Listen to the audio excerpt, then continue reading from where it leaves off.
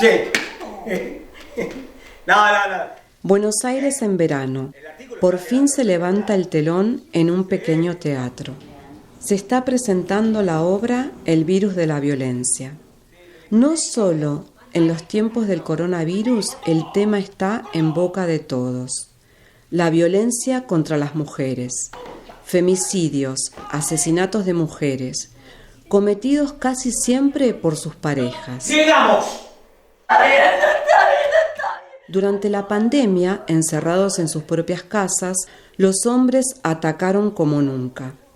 Esto sucede independientemente de la clase social, la edad o la etnia. En otras palabras, no es solo el hombre blanco el que mata. Un promedio de un femicidio cada 32 horas en nuestro país. El índice más alto de femicidio se da en parejas y exparejas. Justamente cuando ella decide romper ese vínculo que la está oprimiendo, él la asesina. O sea, la considera como un objeto más de su propiedad, con el que puede hacer lo que quiera, incluso asesinarla. Eso es un femicidio. Argentina es un país machista. Allí se produjeron 329 asesinatos por violación de género el año pasado. El número de casos no denunciados es elevado. Muchos delitos no se registran en las estadísticas penales y no llegan a los titulares de los diarios. Macho significa hombres que mandan. Hace apenas 10 años, ellos silbaban en las calles a las mujeres de todas edades y manoseaban a las secretarias en la oficina. La violencia machista se consideraba normal.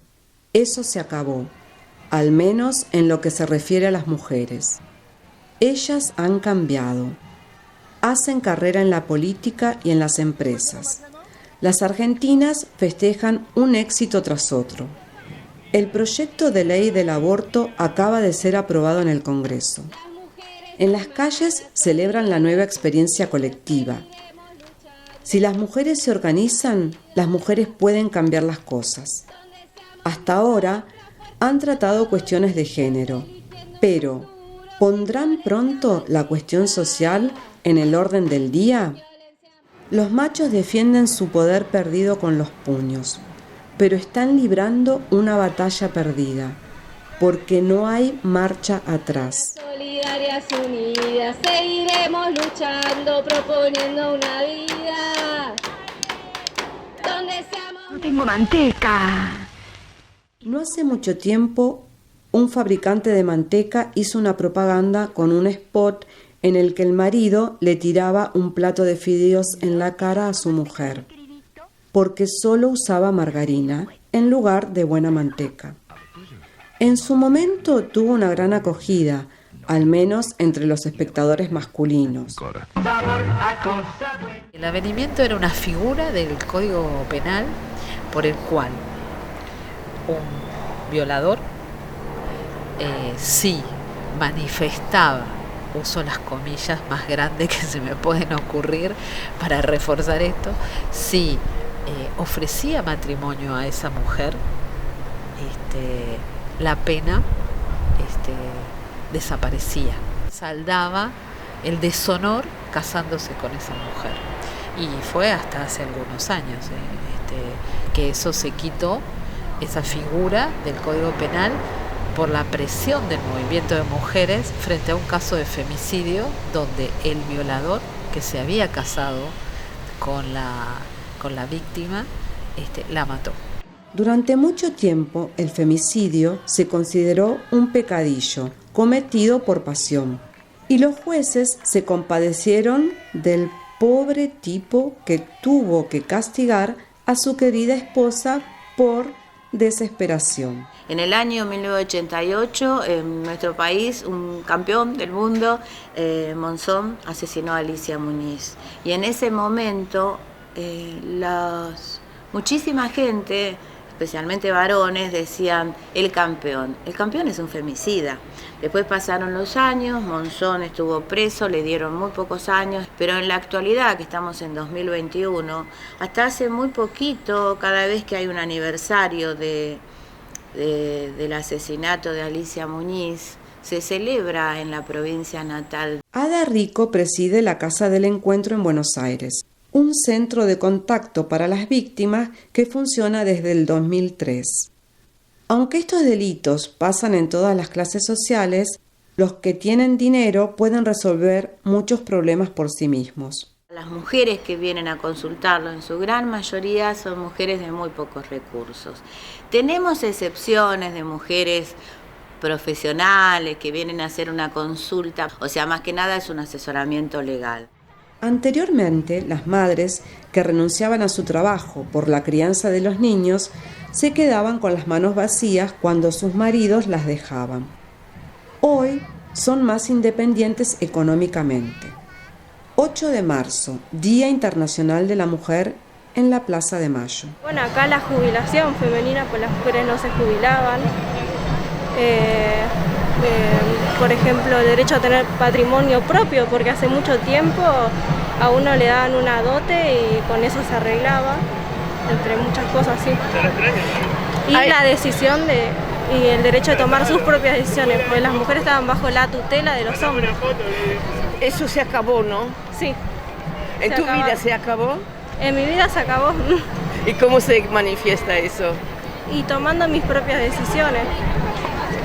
Uno tiene el derecho de elegir sobre su propio cuerpo. También las mujeres que lamentablemente tienen un embarazo no deseado tienen el derecho ahora a interrumpirlo. Fue la tecnología la que ayudó a la liberación de las mujeres. Primero la píldora anticonceptiva y el aborto, y luego la genética. Hasta hace poco era una práctica común que las empleadas domésticas fueran sistemáticamente abusadas por sus empleadores y despedidas si quedaban embarazadas. Después de todo, nunca pudieron probar la paternidad de su patrón. Hoy en día pueden hacer pruebas genéticas por poco dinero, y así estos deben pagar al menos la manutención del niño. El dueño de la casa considera que tiene derechos de acceder a su cuerpo y a su vida. Por suerte, en eso sí Argentina está organizada. Hay organizaciones de mujeres que las van acompañando, que van fortaleciéndola, que se van indicando sus derechos. Antes era, tal vez el señor decía, ¿cómo sé que es mío? Bueno, ahora tenemos métodos para saber que ese hijo es de él, que es el ADN justamente. Las argentinas llevan luchando desde principios del siglo XX por el sufragio femenino, que se concedió en 1947. Mientras en Europa la emancipación estaba a la orden del día en los años 70. En el cono sur de América Latina gobernaba una dictadura militar. Quienes la conformaron fueron mujeres que venían de la militancia de los 70, muchas se habían exiliado, otras habían estado detenidas, desaparecidas. Cuando regresaron al país, trajeron el feminismo, así que fue importado. Ese primer encuentro que se hizo en el Teatro San Martín en 1986, y fuimos alrededor de 1000 mujeres, tuvo mucha incidencia, yo te diría un porcentaje muy alto de mujeres que en la generación del 70, antes del 70 y durante el 70 habían militado en las organizaciones políticas, en las diversas organizaciones políticas, de todo el espectro, peronista, no peronista, a favor de la lucha armada o no a favor de la lucha armada, pero que durante la dictadura, ya sea internamente o en el exilio, habían tomado contacto con las corrientes feministas latinoamericanas, en México, por ejemplo, que eran muy fuertes, o en Europa. Con nosotras venían las monjas de los barrios populares a los encuentros, pero para criticar la estructura patriarcal de la iglesia. Ahora, cuando los encuentros pasaron de ser de más de 10.000 personas, entonces ahí empezaron, porque al principio ni siquiera sacaban una línea en los medios de comunicación, no aparecíamos, o sea, no existíamos, o sea, Y hasta cuando pasamos las 10.000 personas, entonces ahí la estructura de la iglesia empezó a mandar algunas mujeres a boicotear, a destruir el debate en los talleres, sobre todo sobre aborto y anticoncepción.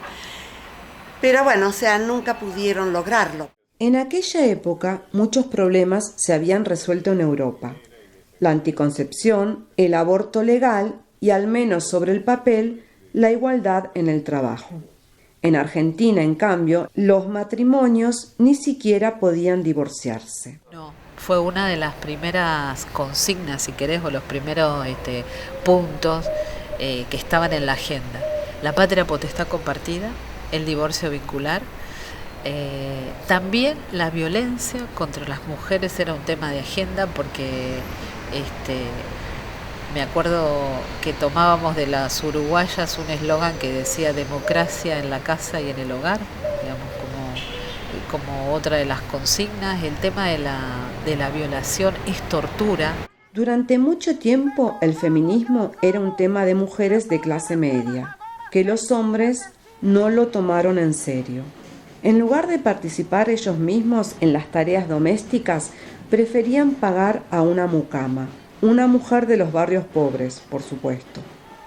Solo cuando se juntaron con personas de los sindicatos y los movimientos sociales, el movimiento levantó vuelo rápidamente. Desde el año 2006 tenemos la Ley de Educación Sexual Integral en nuestro país, que no se aplica, porque de esa manera podríamos acompañar el cambio con capacitación a las docentes y a los docentes, trabajar desde la niñez, quitar esto de que cuando un nene llora se le diga los nenes no lloran, eso son cosas de mujeres. Y en materia legislativa nuestro país indudablemente está avanzada en la región. Pero las leyes hay que seguir trabajándolas para que las ejecuten. Tenemos la ley de agravante por violencia de género desde el año 2012. Esa ley es muy importante porque por primera vez la violencia de género es considerada un delito en nuestro país. Esa ley dice que si alguien asesina a una mujer, más allá de que tuviera un vínculo legal, o sea, puede ser la pareja, la expareja, el novio, el amigo, le corresponde cadena perpetua. Además, hay que asegurar que se cumpla la nueva ley de la interrupción voluntaria del embarazo. Los hospitales públicos no pueden rechazar la intervención, pero en las provincias remotas son los señores feudales que mandan. Yo he sido testigo de que los jueces te decían, bueno, pero esa ley de violencia no sirve, y tenían que aplicarla o la desconocían. Es decir, hay mucha resistencia porque todavía los espacios de poder siguen estando fundamentalmente ocupados por varones. Últimamente los logros se consiguieron muy rápido. Un amplio movimiento pacífico había luchado por nuevas leyes en las calles, pero en las casas esperaba el hombre celoso, envidioso, furioso y lleno de miedo a ser rechazado en el futuro por las mujeres fuertes. ¿En tu casa quién toma las decisiones? Mi marido. ¿Y por qué no vos? Porque yo también tomo las decisiones. Para venir acá yo tomé la decisión. Y bueno. Sí. Pero hay mucha violencia todavía contra la mujer, ¿no? Ay, sí, yo veo la tele, que lo matan por nada, por cosas, esa es violencia de género. Tengo 2 nenas. ¿Dos nenes? 2 nenas. ¿Nenas? Sí, nenas adolescentes y sí, afecta mucho. ¿Y por qué cómo te lo explicas la violencia? Porque eso no pasa solamente en América Latina, pasa en Europa, pasa entre los sectores ricos y pobres. Sí. El hombre está muy enojado. Sí, pero más en la gente pobre, más en la gente humilde, que a veces nos cuesta expresarnos y nos cuesta a nosotros mismos el decir basta, el no callarnos. Hay que hacer, como todo dice, ¿no? La denuncia, hacer la denuncia, la primera vez, la segunda vez y no dejarnos. Siempre hacer con la denuncia y no quedarnos calladas, no taparnos más la boca. Nosotros somos libres y dueñas de nuestro cuerpo. Unos muchachos venden choripanes y bebidas. Yo tengo a mi madre que la amo, ella me dio la vida sobre todo, y lo único que te voy a decir sobre todo esto Yo no vine solamente a vender choripán ni nada de eso. Yo vine también a manifestar por la gente las mujeres que mueren por hombres que son muy atrevidos, ¿viste? Nada más. No tengo otra opinión, ¿viste? ¿Por qué tanta violencia? No sé, ojalá lo supiera para poder darte esa respuesta a la pregunta que me hiciste. Porque la mujer ha logrado mucho en los últimos años. Por supuesto, me dieron la vida a mí. Bueno, quizás también las mujeres meten a todos los hombres en la misma bolsa. Yo no quiero que usted tenga poder, me quedo yo con el poder, que yo soy hombre. El hombre tiene miedo que la mujer sea superior a él. Eso es lo que el hombre no quiere llegar. En el reino animal siempre fue la mujer que elige. No, pero el hombre es el que ataca. ¡Nacionalista! ¡Y Shakiri marxista! ¡Nacionalista! Sí, los hombres atacan, en casa a solas. Unos pocos lo han intentado colectivamente y han salido a la calle contra el aborto. La Iglesia Católica y los evangélicos estaban de su lado, así como algunos políticos de derecha. Es Patriarcado Unido Argentino. Pero solo acudió un puñado de personas vestidas de forma marcial y con banderas en las que se leía Patriarcado Unido y una foto del coronel Zaineldin, un cara pintada ya fallecido. Su portavoz, el capitán Gustavo Braide. Eso no es verdad. Son ellos que crean esos grupos, con nosotros no tienen nada que ver. Nosotros, porque nunca fue la posición del coronel. Es más, el coronel decía que tenía una sola jefa, su señora. Braide encabeza el pequeño Partido Popular para la Reconstrucción. Se ensaña contra el aborto, el matrimonio homosexual y los cupos femeninos. Y quiere introducir el servicio militar obligatorio para los hombres y la jubilación a los 70 años. Su lema es Dios, patria, familia. El hombre viene con una tradición del pasado, de patriarcado, indudablemente. Eso se puede cambiar, educando. La buena manera es educar, no es fomentar la rebelión. Acá yo veo muchos grupos que incentivan a chicas a que se rebelen, a que no acepten. Eso es fácil decirlo en una sociedad ya normalizada culturalmente, pero si vos estás casada con un tipo que es alcohólico y maltratador, y esa mujer va a una de estas marchas y ve y la incentivan y que tenés tus derechos y que son tus obligaciones y que no te los pueden quitar, vuelve a la casa, el hombre sigue siendo tan bruto como era, tan borracho como era, y al tercer cambio de palabra le pega con un palo en la cabeza. Por eso tenemos más femicidios desde que empezó esta liberación. Es decir, hay un problema de educación de los hombres, hay que educarlos. No están acostumbrados a esto, es un cambio muy revolucionario, muy rápido. Y en la Argentina ha sido discriminada. José Espert y su Partido Libertario también hacen campaña contra el cupo femenino. En un spot electoral, por ejemplo, sermonea a una joven de forma paternal, como un tío simpático, diciéndole que no debe exigir privilegios simplemente por su género. Linda, fea, no importa el género, lo que importa es el mérito. Ni siquiera con esto tuvo eco entre los argentinos inseguros, pues solo obtuvo el 1,4% en las elecciones presidenciales de 2019. Y el último encuentro nacional de mujeres que se hizo presencial, porque el año pasado por la pandemia fuimos 250.000. Y fue muy impresionante porque también participaron las mujeres agrarias, por ejemplo. No es que antes no participaran, pero en este caso participaron con sus tractores, con sus herramientas de trabajo. Las mujeres discapacitadas, ¿no? Con sus sillas de rueda, digamos, o sea, los distintos grupos de mujeres afrodescendientes o afroargentinas o marronas, hace bastantes años que vienen participando. Las mujeres indígenas empezaron a participar desde el primer encuentro.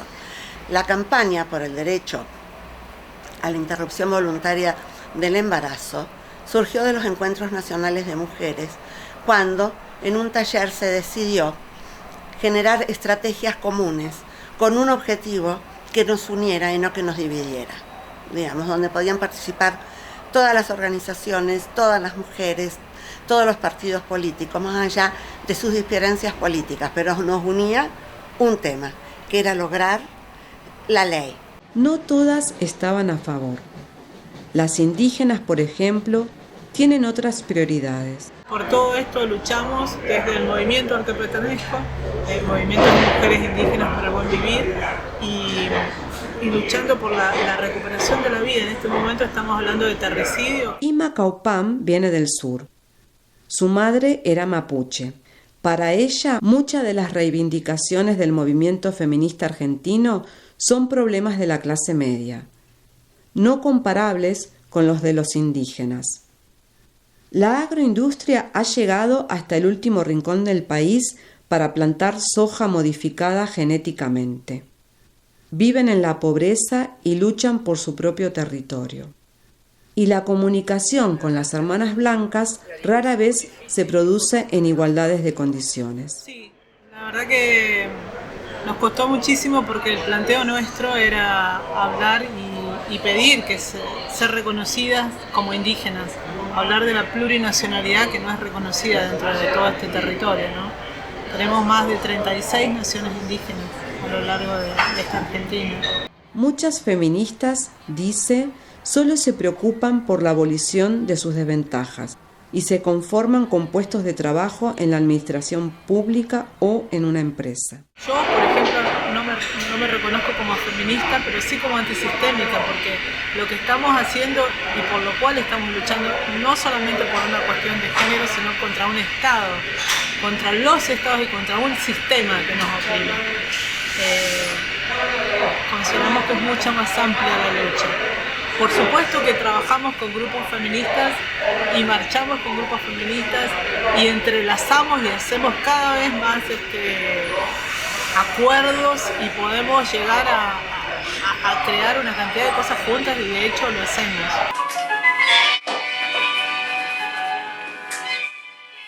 Argentina se presenta al mundo como un país europeo.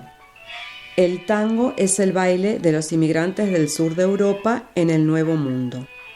Descendemos de los barcos, dicen.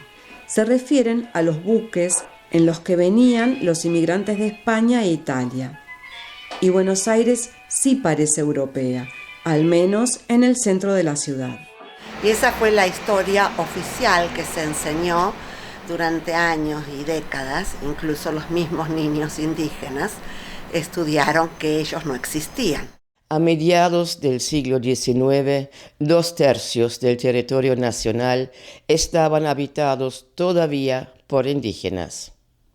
Su pasado solo se ha investigado de forma incompleta. Pero si se quiere entender el feminismo argentino, hay que conocer esta historia. La privación de derechos de la mujer comenzó hace mucho tiempo, con la sedentarización del ser humano.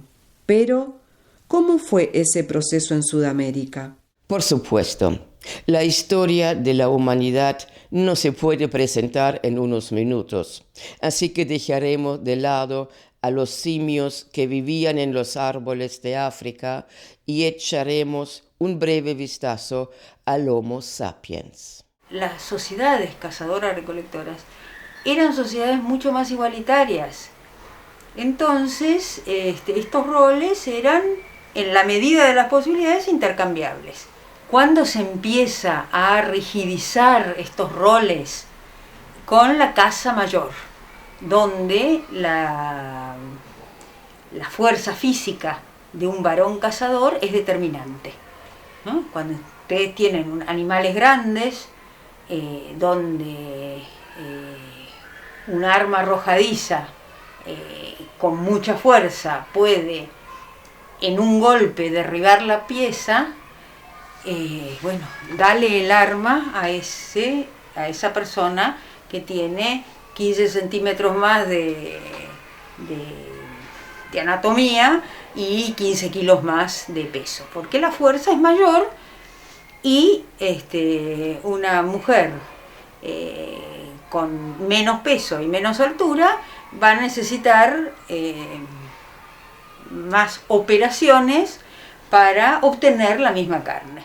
Para la antropóloga Patricia Aguirre, la evolución de la humanidad depende de su alimentación y esta, a su vez, del clima. Para digerir mejor las plantas, el intestino se alargó y para hacer frente a los desafíos del entorno cambiante, el cerebro humano se agrandó. Tras el declive de los bosques en África, los primates trasladaron su hábitat a la sabana. Para protegerse de los leones, formaron grupos más grandes. El macho alfa, que antes había guardado celosamente su pequeño harén de los competidores, ahora dependía de la cooperación de los demás. La dieta se enriqueció. Las mujeres recolectaron frutos, nueces y raíces. Se ayudaban mutuamente a criar a sus hijos, se volvían más independientes, incluso a la hora de encontrar pareja. Eligieron al hombre con el que querían aparearse. El macho alfa seguía teniendo la mejor oportunidad, pero otros machos humanos también tenían su turno, excelentes cazadores, por ejemplo. Una antropóloga alemana estima que en aquella época el 80% de los varones no encontraron pareja sexual. Lo dudo. Por un lado, porque nuestros parientes más cercanos en el reino animal, los chimpancés y los bonobos, copulan con frecuencia y con diferentes parejas. Además, he visitado regiones de la Amazonia cuyos pueblos cohabitan promiscuamente hasta el día de hoy. El Homo sapiens era un hombre feliz. Prevalecía una especie de socialismo libre. Las personas, tanto hombres como mujeres, tenían los mismos derechos. La comida se compartía porque no se podía acumular de todas formas. Los niños se criaban colectivamente. Solo unas pocas horas de trabajo eran suficientes para la búsqueda de alimentos y la esperanza de vida era alta. Las mujeres tuvieron los mismos derechos que los varones. Nadie se planteó que le sacaban derechos a las mujeres por la carne o por qué sé yo. Porque la carne es una actividad azarosa. Entonces, ¿era un bien social? Sí, bárbaro. Pero al mejor cazador se le escapa la liebre y podían ir con toda la gana de venir con un gran mamut y volver con un conejito. Si las minas no sostenían la alimentación, el grupo no comía. Entonces, en esas condiciones, los trabajos son complementarios y a ningún cazador en esas circunstancias se le ocurriría recortar los derechos de las recolectoras. Cuando el aporte es similar, cuando ambos se necesitan para la supervivencia, en general, hay excepciones, en general son sociedades mucho más igualitarias. Pero luego el planeta se enfrió. Hace más o menos 13.000 años comenzó un interglaciar. Este periodo interglaciar redefinió las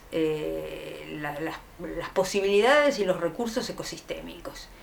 Y también había habido un cambio importante en los grupos de cazadores-recolectores, donde de un puñadito de humanos en el planeta, ya eran, de acuerdo a los demógrafos, aproximadamente unos 5 millones de humanos en los diferentes continentes, excepto la Antártida, ¿no? Y bueno, esos 5 millones de humanos también hacían presión sobre la flora y la fauna en transición. Ante esta situación grave de cambio de recursos, falta de recursos, extinción de especies y una tecnología de caza y recolección que ya no estaba resultando operativa, algunos buscaron nuevos cotos de caza y emigraron, otros se asentaron. En Oriente Medio surgieron las primeras ciudades. Aunque pronto volvió a hacer calor, los felices cazadores-recolectores se habían convertido en agricultores. Fue como una expulsión del jardín del Edén. La domesticación de plantas y animales silvestres no es voluntario, no sé cómo decirlo. Fue una necesidad ante lo que estaba pasando en todo el mundo, un cambio climático de envergadura, donde un aumento de la temperatura promedio de 7 grados cambió el hábitat.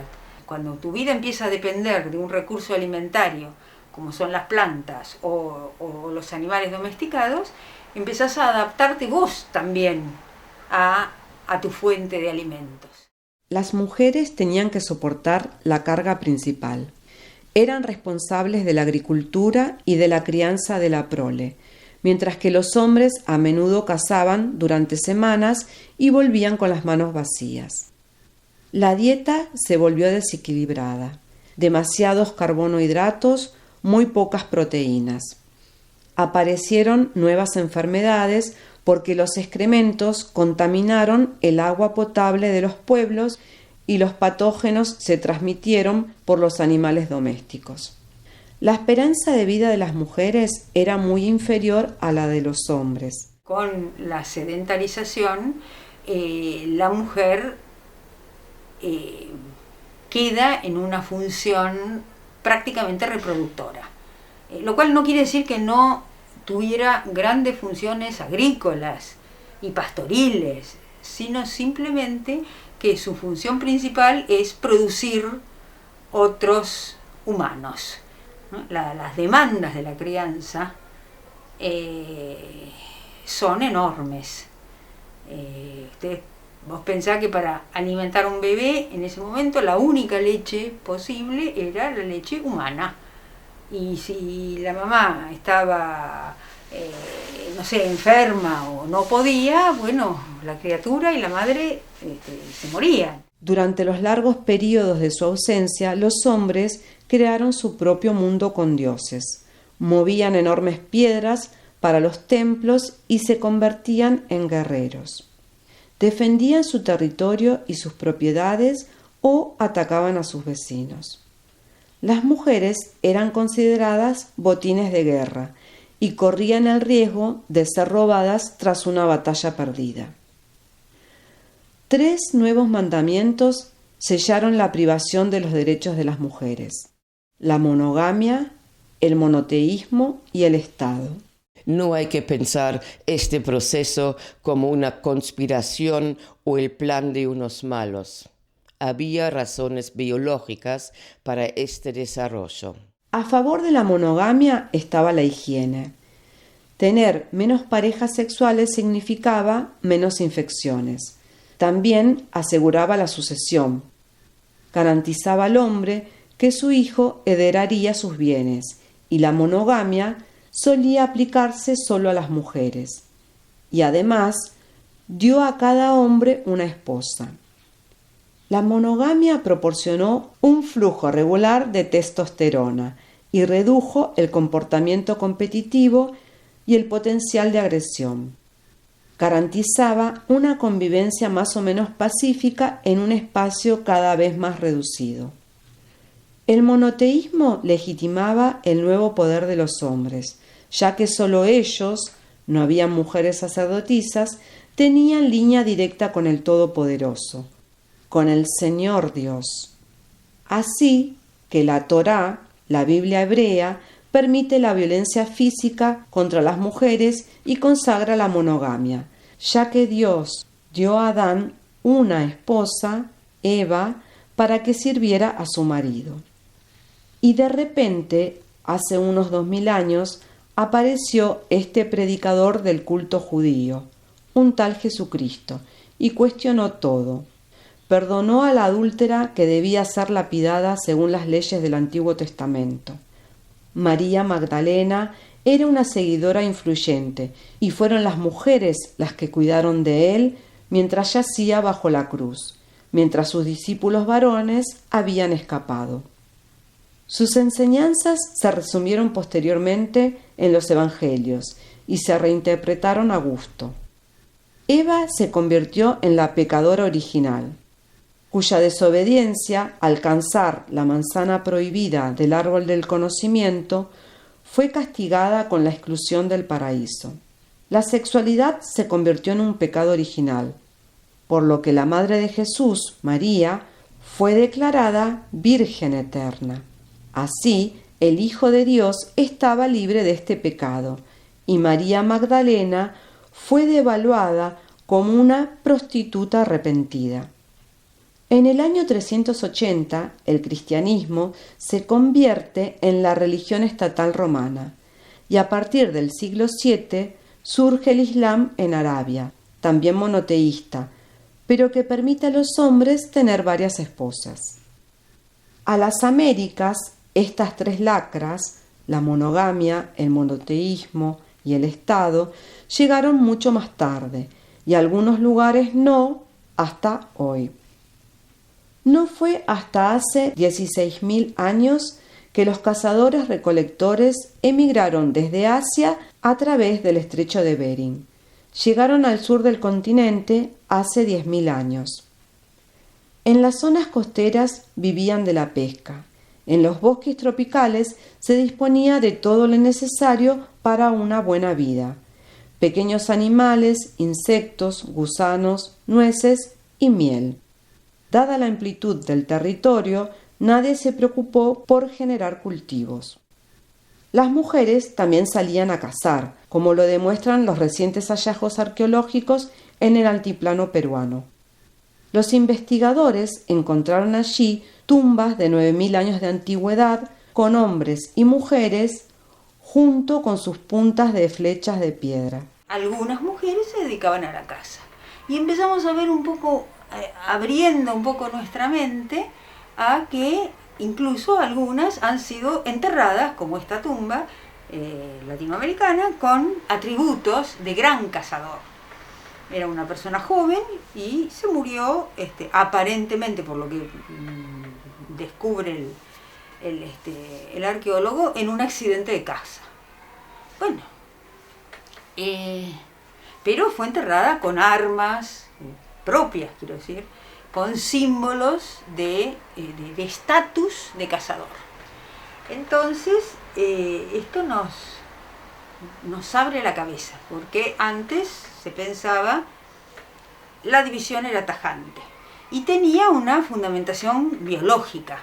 De hecho, en la mayor parte de los datos que tenemos, etnográficos que tenemos, la mujer es recolectora porque así lo demandan sus funciones maternas, las funciones de la crianza. Entonces, un tubérculo no huye. En cambio, una mujer cazadora que está acechando a un conejo, a un animalito, el niño llora, lo va a amamantar y la caza se le fue. Entonces hay una racionalidad, no ha sido loco pensar en la mujer especializada en la recolección y el varón especializado en la caza. En el centro y sur de Europa, la gente ya se había asentado hace 10.000 años antes. Pero lo que en América fue mucho más tarde. El continente no estaba superpoblado. En Centroamérica, además de la caza, se empezaron a cultivar paltas, papas, tomates y maíz. Y en Norteamérica la calabaza. En las regiones andinas se crearon jardines y plantaciones que se visitaban durante las migraciones y se llevaban animales. Allí se desarrollaron jerarquías y altas culturas con un sacerdocio privilegiado. Los incas incluso tenían un estado. Sin embargo, su imperio solo existió desde el siglo XIII hasta el XVI. Fue la llama, fue la alpaca, fueron los patos, fueron los pavos, fue el maíz, una genialidad absoluta, el maíz, el aguacate, la palta, el ají, el ananá, tomate. En América no hubo ganado de ordeñe, entonces nunca, la alpaca, la llama, no se las ordeñó. Como en China el cerdo no son animales de ordeñe, entonces fueron fuentes de carne y eso implicó otras vías alimentarias. En general en América había muy pocos animales domesticados en comparación con Eurasia o África. En 1492 Colón descubrió el Nuevo Mundo, y el continente empezó a formar parte del mercado mundial. Los esclavos procedentes de África desembarcaron en las vastas plantaciones de caña de azúcar y algodón. La población nativa fue asesinada o murió de gripe y viruela. Los indígenas se retiraron a las regiones que no interesaban al colonialismo. Allí continuaron con su modo de vida tradicional. Los misioneros católicos intentaron convertirlos al cristianismo, al único Dios, a la monogamia y a la obediencia a las autoridades. Al menos en teoría esto funcionaba, ya que solo los cristianos gozaban de cierta protección. Pero siguieron manteniendo sus propios ritos religiosos. Hasta hoy, incluso, se podría decir que cada vez más. A pesar de todas las dificultades económicas, los pueblos originarios han adquirido más confianza en sí mismos y el cristianismo está perdiendo influencia. Por ejemplo, en Bolivia. Tienen una población indígena de más del 40% y desde hace 12 años es, según la Constitución, un Estado plurinacional. Aunque 3/4 partes se describen como católicos y el 20% como evangélicos, el catolicismo ya no es la religión del Estado. Otro ejemplo, Argentina. Solo hace 3.000 años que se practica la agricultura y la ganadería, comenzando en el noroeste y en lo que hoy es Mendoza. En el sur, en la Patagonia, viven los mapuches. Comenzaron a plantar pequeños cultivos a partir del siglo XIII. Más tarde se añadió la ganadería. Los mapuches son un pueblo luchador. En el lado chileno pudieron defender su territorio militarmente hasta 1888. Las mujeres combatieron junto a los hombres. Las machis eran jefas de la comunidad. No un matriarcado, porque también había ancianos sabios. La monogamia solo fue introducida por los misioneros cristianos. En la actualidad, los mapuches representan solo el 3% de la población argentina. La mayoría de ellos se declaran católicos, ven en la teología de la liberación y en el Papa Francisco un aliado, pero tienen sus propias tradiciones, espiritualidad y ceremonias. No está la idea de Dios, porque nosotros nos sentimos parte de la naturaleza, es todo lo mismo. Es la cosmovisión. La cosmovisión es todo, los animales, nosotros, el árbol, todo forma parte de lo mismo. En el siglo XIX, el ejército, y a su paso los grandes terratenientes, invadió sus territorios. Muchos mapuches fueron asesinados o huyeron a las ciudades. Y hace 25 años la agroindustria hizo el resto. La agricultura química ha hecho inhabitable regiones enteras. En el norte, las aldeas indígenas frecuentemente son irrigadas con glifosato. En la Patagonia, los mapuches se resisten a las industrias de la soja y el fracking. En Argentina hay por lo menos 40 pueblos originarios reconocidos que son muy distintos entre sí, porque son distintos los pueblos originarios de la Patagonia, del Gran Chaco, de la zona selvática o de la yunga o del altiplano o de la zona mediterránea. Ana González es enfermera y estudió antropología cuando vivió en el exilio en México y Guatemala. En los últimos años han empezado a llamarse feministas, o sea, las mujeres indígenas han sido, yo diría, la columna vertebral de las luchas por sus tierras, por sus territorios, por sus recursos naturales, por sus derechos, por el respeto. Y también siempre han señalado muy fuertemente la violencia de las instituciones del Estado en sus distintos niveles, el Estado nacional, provincial, los estados municipales, ¿no? O sea, cuando hablo de Estado estoy refiriéndome también al sistema de salud, al sistema de educación, al sistema judicial principalmente, y las fuerzas de seguridad, ni qué decirlas. Sin embargo, conozco y yo trabajo con grupos de mujeres indígenas, sí hablan de la violencia de los varones indígenas hacia ellas. No estaban a favor de la campaña para el aborto, pero tampoco se distanciaron de ella. Como te decía también con respecto al aborto y a otras necesidades, tampoco hemos sido consultadas. La planificación familiar, como la llamamos hoy, no era extraña a los cazadores-recolectores. Los niños fueron amamantados durante 4 años, durante los cuales la mujer no era fértil. Si el grupo veía que no podía cuidar a un recién nacido, lo dejaba atrás antes de seguir adelante. El tema es controvertido especialmente en el norte, donde los evangélicos hacen proselitismo. Y esto las lleva a no poder plantearse una cantidad de cosas, ¿no? Como el tema del aborto, como el tema de los derechos, como una cantidad de cosas porque están muy sometidas, muy sujetas por la culpa, por una cantidad de cosas que les impide o las confunde, ¿no? Entre su propia identidad y esto nuevo todo impuesto, que no les permite recuperar lo suyo, lo ancestral, su verdadera identidad. Las mujeres mapuches también son oprimidas por sus maridos, admite Irma, pero este machismo tiene una historia diferente. Y hay comunidades donde es mucho más fuerte el machismo, ¿no? Nosotros por eso tratamos de fortalecer a las hermanas y son las hermanas las que cortan la ruta y ponen el cuerpo y ahora están haciendo una caminata para luchar contra el terricidio y pedir agua y pedir soluciones, ¿no? El tema es delicado. Sí, dice Irma. Es cierto que hoy en día algunos caciques, jefes de la comunidad, desfloran a las jóvenes después de su primera menstruación.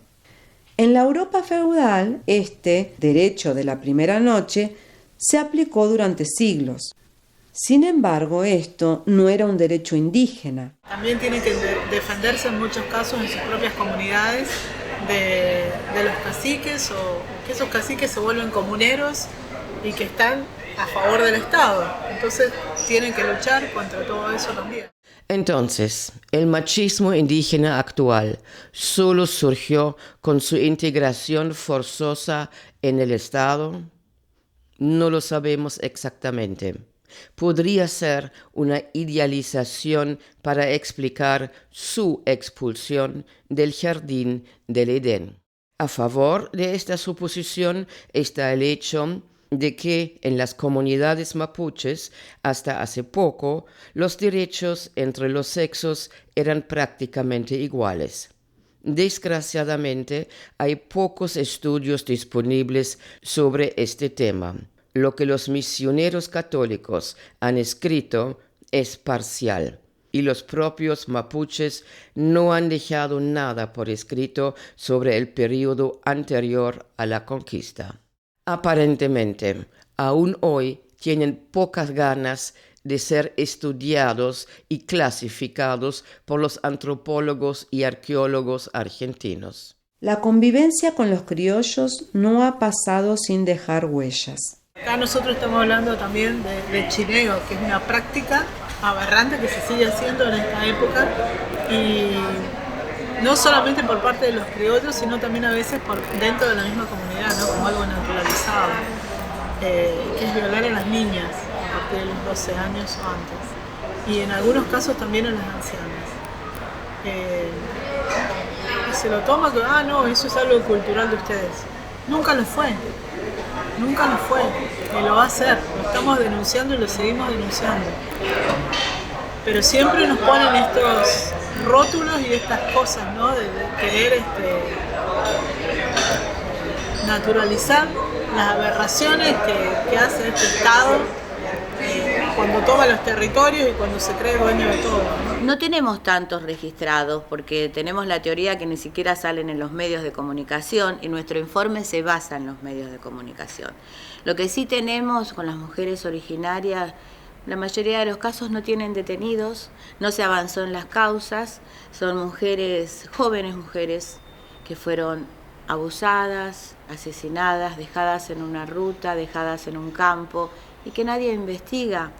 porque también los familiares de estas mujeres, ¿cómo pueden llegar a tener justicia si muchas veces ni siquiera hablan un dialecto? Entonces no hay un abogado, una abogada que las pueda patrocinar y pueda llevar estos casos a la justicia. ¿Cuál es el futuro del movimiento femenino argentino? Hace 40 años fue importado de Europa. ¿Se orientará de nuevo en las discusiones del norte global o seguirá su propio camino? En Alemania se discute el lenguaje igualitario, los cupos femeninos en las empresas bursátiles y los incel. Los incel son hombres que viven involuntariamente sin sexo, que odian a las mujeres y se vuelven violentos. Algunas feministas alemanas incluso recurren al antiguo biologismo y exigen que se contrarreste el potencial de agresiones de los incels con prostitutas, pornografía y muñecas sexuales financiadas con fondos públicos. A mí me parece que eso es una propuesta absolutamente patriarcal y eso demuestra el atraso de Europa. Durante mucho tiempo se ha utilizado la biología, mayor masa muscular y cerebral masculina y mayores niveles de testosterona, para justificar el dominio masculino y su agresividad como algo inevitable. El biologismo ignora la evolución cultural y tecnológica del mono, que bajó de los árboles y se convirtió en el Homo sapiens, en el ciudadano moderno. La idea de que los varones tienen más deseos sexuales que las mujeres es una idea totalmente patriarcal, implantada por el patriarcado, para plantear, digamos, que pobrecitos los varones tienen que tener sexo y no pueden controlar. Y además es una idea patriarcal que subestima terriblemente a los varones, porque los pone en el lugar de animales y no de seres humanos. O sea, si los seres humanos hemos logrado algo, es justamente poder saber qué es lo que está bien y qué es lo que está mal. Y eso es qué es lo que está bien y qué es lo que está mal. No tiene que ver con una moralina, tiene que ver con una ética del respeto del otro ser humano. El movimiento se encuentra en una encrucijada. El éxito de la campaña ha sido alentador. Las mujeres y las niñas han aprendido que tienen poder cuando se organizan.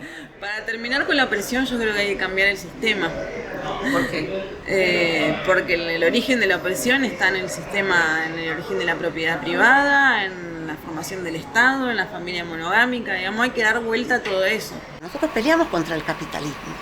Ahora, dicen, hay que plantear la cuestión social con toda la fuerza. Digamos, la que sostiene la vida cotidiana, tanto desde los comedores, las ollas populares, ahora en la pandemia siendo promotoras de salud, promotoras en prevención de violencia, se organizan muchísimo, van a los encuentros, vienen a las marchas, pero la realidad cuando llegan a la puerta de los 4 hogares de la pared, de su casa, es igual, las 4 paredes de su hogar es la misma realidad, que hay también debido a la crisis económica grande que atraviesa nuestro país, digamos, que lo que pasa que es cuando crece el hambre, la desocupación, los despidos, los primeros que se deprimen son los hombres, que caen en las drogas y el alcoholismo, y las que siempre están sosteniendo son las mujeres, que sacan adelante a su familia, pero después tienen que lidiar con el tipo en la casa, y es muy difícil para ellas romper con eso. Cada vez se alzan más voces en los encuentros de mujeres que no quieren declarar la cuestión social como la próxima prioridad, sino la transexualidad, la diversidad y el lenguaje de género. Piden la actuación del Estado, puestos de trabajo y programas de ayuda. Y muchas veces la posibilidad de lograr un alquiler, lograr iniciar una nueva vida, sobre todo cuando hay hijos, cuando hay hijas, eso es una traba concreta y hoy el Estado tiene mucho todavía por recorrer para poder llegar a cubrir esa demanda de autonomía económica. Las élites argentinas intuyen el peligro que supone el nuevo movimiento y están haciendo lo mismo que hicieron con el movimiento de derechos humanos hace 20 años. Seducir a sus líderes compuestos integrándolos en el sistema. Es la hora de las oportunistas. El movimiento feminista y el movimiento de mujeres, como todos los otros movimientos de derechos humanos o movimientos indígenas, siempre reclamó, digamos, que la transformación del Estado y la transformación de las leyes. O sea, ninguna de las leyes a favor de las mujeres o a favor de los indígenas o a favor de los derechos humanos hubiera salido si no hubiera un potente movimiento social en la calle. El peligro de burocratización está aún en los movimientos sociales, ¿no? O sea, en el sentido de que sean siempre los mismos dirigentes que hablen, que las decisiones se tomen en las mesas chicas y no en las asambleas. Ese peligro es un peligro histórico, yo diría, incluso de todas las revoluciones y de todos los procesos históricos, y en el caso del feminismo o de los feminismos ese peligro está. Y los políticos esperan votos. Para ellos, el lenguaje inclusivo es moderno. El presidente Alberto Fernández no solo utiliza el sufijo masculino y el femenino, sino también el inclusivo, chique, por ejemplo. Para que cada chico, para cada chica, cada chique. Los youtubers lo consideran bastante estúpido.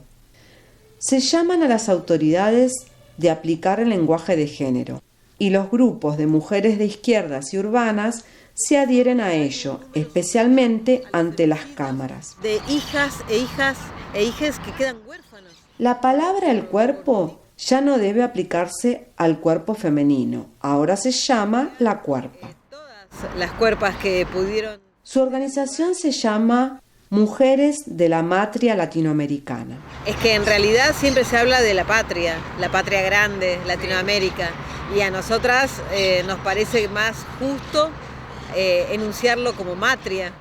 Pero pocos se han hecho amigos del lenguaje inclusivo. Respeto a quienes lo quieran utilizar. Para nosotras la inclusión va más allá del lenguaje, es una forma de ver la vida. Los peronistas exhiben en las manifestaciones la imagen de la vicepresidenta Cristina Kirchner, que anteriormente gobernó el país con su marido durante 12 años. Durante este tiempo no había movido un dedo por la ley del aborto. El Ministerio de la Mujer. Corresponde. En diciembre de 2019 se creó el Ministerio Nacional de las Mujeres, Géneros y Diversidad. Los puestos de dirección están ocupados por mujeres, como si los hombres no tuvieran nada que ver con los problemas. Las directoras del nuevo ministerio acompañan al presidente y pronuncian bonitos discursos, pero ni siquiera recopilan sus propias estadísticas sobre asesinatos de mujeres. La derecha también ha descubierto su corazón para las cuestiones de género y ha creado en la administración de la ciudad de Buenos Aires una oficina para la justicia de género. Ninguna de las responsables de ambos organismos aceptó ser entrevistada. Para muchos izquierdistas, estas ofertas, puestos en la administración pública, caen en terreno fértil. Somos parte de un movimiento político social. O sea, Mumalá es parte de un movimiento político que se llama Libres del Sur.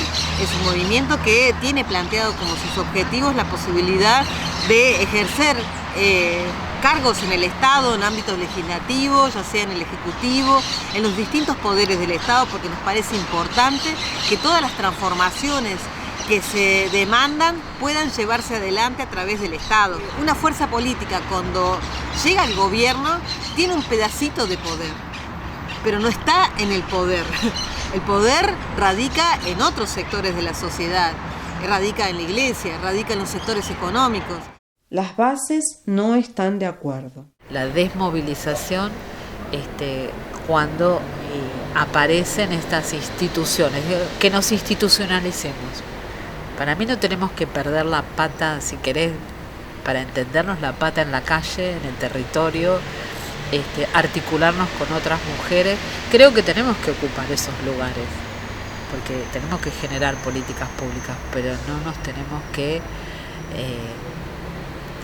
como quedarnos tranquilas en esos lugares, porque a veces esos lugares nos hacen perder contacto con las mujeres que están en sus casas, en la calle, en situación de prostitución. Digo, yo estoy expectante, observo y soy muy crítica de eso.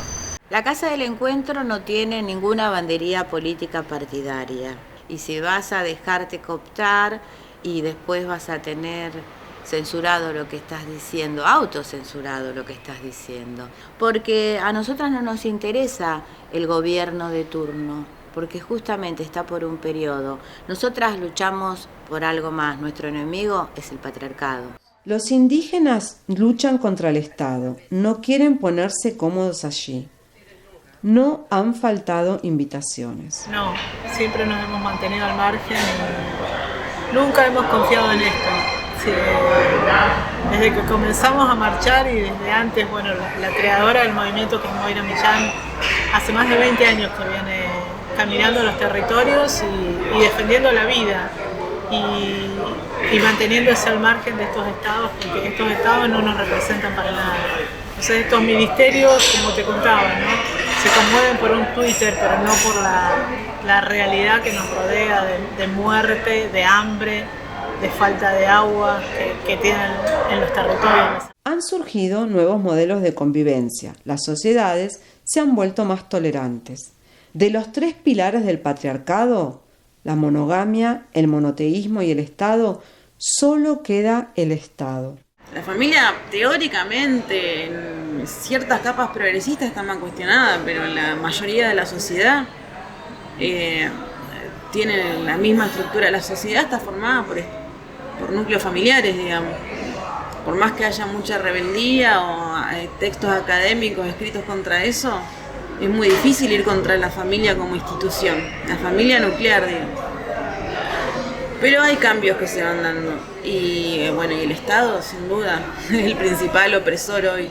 Durante siglos el control de la reproducción, de la capacidad reproductiva de la mujer fue el eje de la situación de sometimiento de las mujeres. O sea, eso fue así, digamos, se basó en que, bueno, las mujeres teníamos esa capacidad reproductiva que no tenían los varones y entonces había que controlarla y controlar su virginidad y controlar su monogamia, etcétera, etcétera, ¿no? O sea, y el control del cuerpo de las mujeres fue el eje del sometimiento de las mujeres. Ahora, con los avances tecnológicos, digamos, o sea, el primer avance tecnológico fue la anticoncepción, o sea, que nos dio una libertad importante, porque sin anticoncepción era muy difícil tener libertad sexual. Hoy en día, la reproducción ya no depende de la sexualidad. En Buenos Aires, como en el hemisferio norte, los laboratorios y bancos de esperma ofrecen inseminación artificial. Congelan los óvulos y el esperma y los recuperan cuando es necesario. Ahora ya no hay una sola maternidad. Está la maternidad genética, que es aquella mujer que da o pone el óvulo genético, ¿no? O sea, de la misma manera que el espermatozoide, ¿no? O sea, la maternidad biológica, aquella que lo lleva en el vientre, o sea, porque una mujer puede tener un embrión implantado, digamos, que no es de su óvulo, es de otro óvulo y de un esperma, vaya a saber. Y después la maternidad social, digamos, ¿quién materna? ¿No? O sea, ¿quién cuida de ese ser humano? De ello puede surgir una nueva industria, más allá de las fronteras nacionales. La gestación subrogada no está regulada por la ley y las opiniones difieren. Y ahí empieza a jugar, digamos, el mercado capitalista y las relaciones de clase y las relaciones entre los países ricos y los países pobres. Porque, digamos, todo esto está muy poco reglamentado y muchos dicen, bueno, pero tiene el derecho a decidir si quiere ganar dinero con su vientre, digamos. Y eso a nivel individual aparecería como un derecho individual. Sin embargo, cuando uno lo analiza colectivamente, justamente las personas que van a poner su vientre son las que necesitan dinero, digamos, y las que, digamos, van a utilizar a esa persona como envase son las que tienen poder adquisitivo, digamos, o sea, y ahí es donde está el peligro, y hay que debatirlo muy fuertemente, en que se vuelve a usar el cuerpo de la mujer como un envase. La sociedad civil rara vez discute esto, ni el peligro de las consecuencias de la agricultura química globalizada. Mientras tanto, los argentinos se alimentan a base de productos altamente procesados, comida rápida y delivery, entrega a domicilio. Hoy la industrialización ha cambiado radicalmente la alimentación. Es una alimentación conservada, es una alimentación mecánicamente producida, es una alimentación transportada desde uno a otro hemisferio, es una alimentación deslocalizada, no depende del medio ambiente, ¿no? Nosotros comemos, salmón chileno y comemos, a veces hemos importado naranjas de Israel, y Argentina exporta soja a China, arándanos a Estados Unidos. Estas comidas rápidas aportan pocos nutrientes esenciales y debilitan el sistema inmunológico. Han surgido nuevas enfermedades. Las niñas empiezan a menstruar a los 8 años y el cuerpo masculino también está cambiando. Ellos engordan en las caderas y pechos y cada vez más padecen de cáncer de mama, según informa la televisión. Es para tener en cuenta. El deterioro de nuestra dieta puede compararse con el trastorno que convirtió a los felices cazadores-recolectores en agricultores hace 12.000 años. ¿Nos están expulsando una vez más del jardín del Edén? La industria ha conseguido vender las nuevas dietas como modernas y que liberan a las mujeres de la cocina. Muchas de sus estudiantes reaccionan con agresividad a las críticas de la antropóloga. No queremos volver a la cocina, dicen.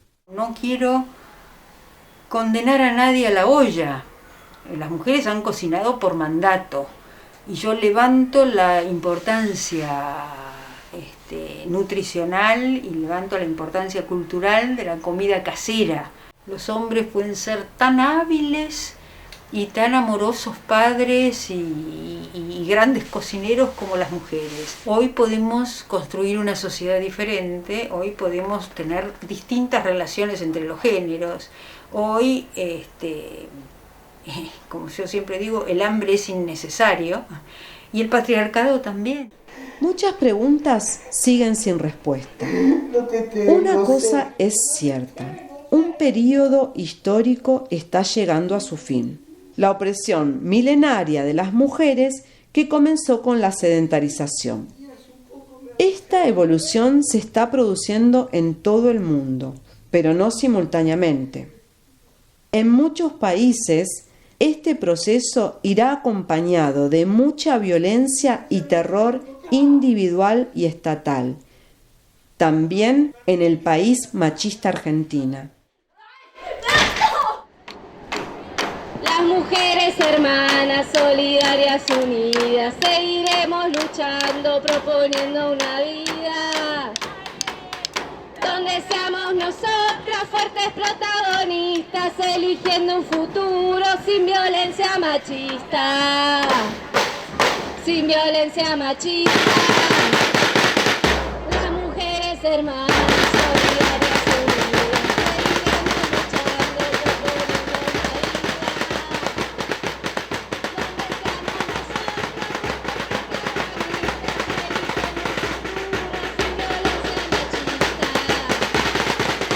sin violencia machista.